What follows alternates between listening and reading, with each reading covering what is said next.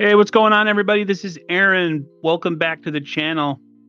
So I've been doing a lot of thinking lately. We've been talking a lot about coaching and all this, that, the other, free agency, the draft, scouting combine, everything. I saw something floating around the other day that was kind of interesting, though. And it talked about how this 49ers team has to start kind of looking to the future and has to start making tough decisions with their roster with some of the players that they have. Let's talk about a couple of them. And we got Eric Armstead. He's been here the longest. He's like one of the last holdovers. Eric Armstead, to me, I think is at a point right now where the money he makes compared to his production, it just doesn't add up anymore.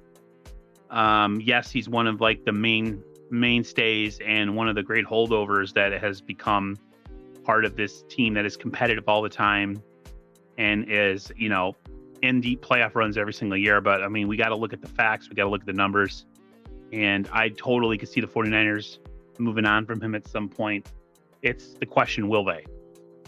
Trent Williams, we know, is the obvious one. The 49ers, I'm pretty sure they're looking to replace him.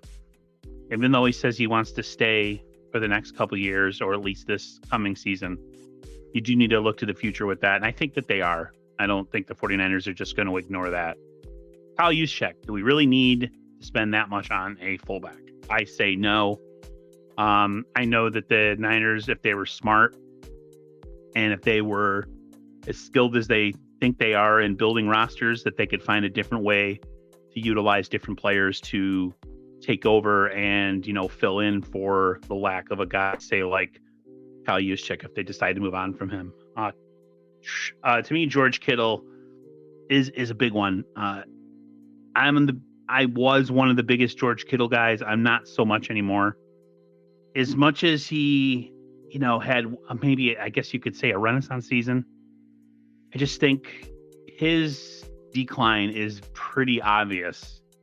A lot of people use him and say that, he's a tight end, he's a blocker, he's a blocker. I just think that his body has taken such a beating that, I just don't know how much longer he can give you productive football based on the way he plays. Now, I'm not saying get rid of him without a plan or get rid of him without any sort of fallback, but it definitely has to be something that has to be considered. Same thing with Deebo Samuel. I'm a big Deebo Samuel fan, but the fact of the matter is he has a hard time staying on the field. When he plays, he's amazing, right? He plays out of his gourd. He plays some of the most physical, just fantastic football. Teams don't want to touch him. People don't want to tackle him, all that stuff. But there has to come a point when you got to look at the roster and you got to say, okay, the roster currently constructed, we need to start looking how we could replace people earlier rather than late and elongate this window. And that's all I'm trying to say. A lot of people might come on here and be like, oh, you're trying to get rid of people. That's a really stupid thing. You're getting rid of talented players. No. Replace them with talented players, or at least have a plan with those players going forward that you're eventually going to move off of them with somebody else in mind. That's all I'm saying. Like I said, the 80s teams with Bill Walsh always got rid of guys earlier rather than late.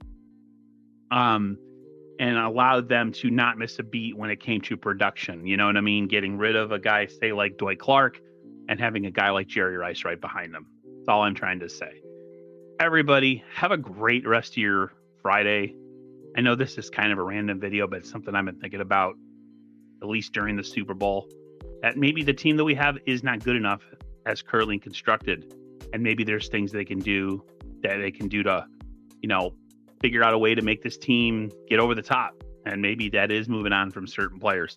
Let me know in the comments what you think. Everybody have a great rest of your day. Stay safe and healthy.